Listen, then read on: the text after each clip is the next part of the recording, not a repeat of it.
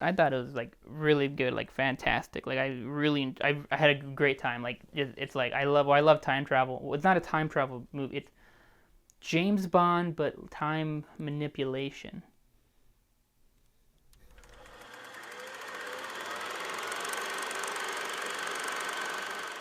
Hello, welcome to Dopey Snail Reviews. My name is Jonathan, and guess what? Movies are back. Sort of. I mean, they're sort of back. Like, don't go rushing out right now. Like, take your. Tenet is arguably the first blockbuster to hit theaters since March of this year, and it's already September. Where'd this year go? That means the current highest grossing film of this year is Bad Boys for Life. Armed with only one word, which is Tenet, and fighting for the survival of the entire world, a protagonist journeys through a twilight world of international espionage on a mission that will unfold in something beyond real time. Time being the key word there. Written and directed by Christopher Nolan, who also brought you great works such as Memento, The Prestige, Inception, Interstellar, Dunkirk, the Dark Knight trilogy. This guy has just been hitting it out of the park since his first little movie, which I think was Insomnia or The Following. Look at this right here. I'll put them all in order right here. Now, if you look at Nolan's past, we can see he's already dabbled with time in his movies, whether it's through memories or dreams or gravity is already plural. I'll cut that out. With Tenet, time inversion is the primary driving force of this movie. Don't worry, we're still spoiler-free for now. By the way, great job on the marketing team, because, like, I watch a lot of trailers, lots of interviews, and I was super entertained and surprised the whole time. Like, I still didn't know what the exact plot was, and I'm not going to tell you what the exact plot was until you watch it. I was super entertained. Like, I was able to keep up with it. Like, the whole movie plays all the way through. Some confusion here or there because of the time manipulation, inversion, whichever, but...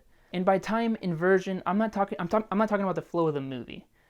Like, Tenet does play chronologically. Like, there's no Prestige, Memento, let's go to the end, then back to the beginning, and then back here, and we'll learn something in the middle. Back and forth fun. This movie plays all the way through, but there's... You follow the protagonist from his journey to the end, from the beginning to the end. The star of this movie is John David Washington, and he kills it in this movie. Like, he's a badass. He's badass, he's suave, he's doing his own stunts. Like, I saw Black Klansman, and I was like, this dude's pretty good. And then after this movie, like, he's a bona fide movie star now. Like, I cannot wait to see what he does next. And I think at the moment, everyone's excited about Robert Pattinson, or as I call him, Robert Pattinson, as the new Batman.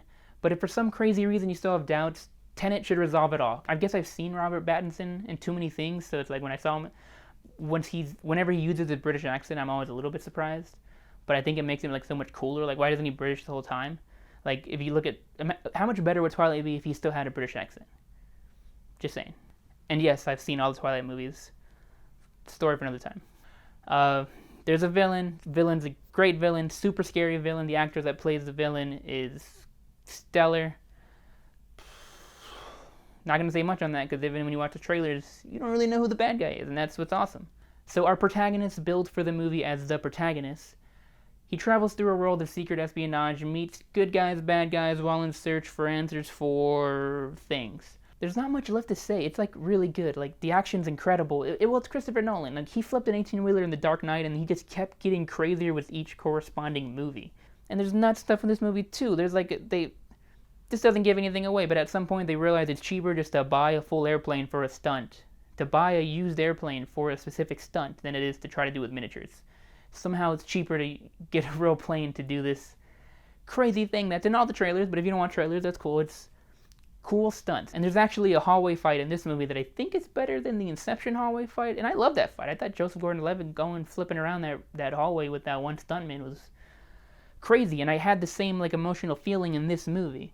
Like, during this specific fight, I was just in awe, like, of how, for one, I was like, how'd they film this? And then two, I was just like, I didn't know what was going to happen next, and it kept me on my toes. I guess if I had to rate it, I'd give it, like, maybe an 8 out of 10. Definitely watch it.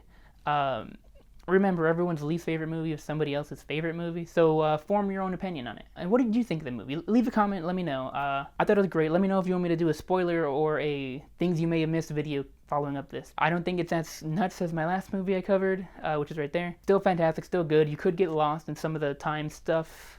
Oh, and one last thing. Like, so things are a little crazy right now. If you don't feel comfortable going to the movies right now, you don't have to. Safety should be everyone's first priority. I know I was super iffy. I didn't want to go at first. I waited a week, and then I went to the first showing on a Tuesday, and there was like 10 people out of 300. and we were completely distanced, mask on the whole time, sanitizer in my pocket. And well, it helped that I know the manager for this specific theater, so I knew the theater I was sitting in was super clean. It just it's a little makes you feel a little bit better. Safety first. If you don't feel comfortable going to the movies, hang out at home. There's a lot of stuff streaming and everything right now. I do recommend if you do watch Tenet, it should be seen on the biggest screen you can find. I know Christopher Nolan films most of his movies with IMAX cameras, so if you can find an IMAX theater, that's like ideal. But safety first. Anyways, thanks for watching. Like, share. Here's all the stuff I have to say. We have more videos coming soon. Until then, watch these or maybe that.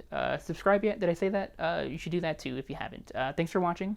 And I'd watch it again. I want to watch it again like right now. I mean, maybe I just haven't been in a theater in a long time, so giant screen, big speakers.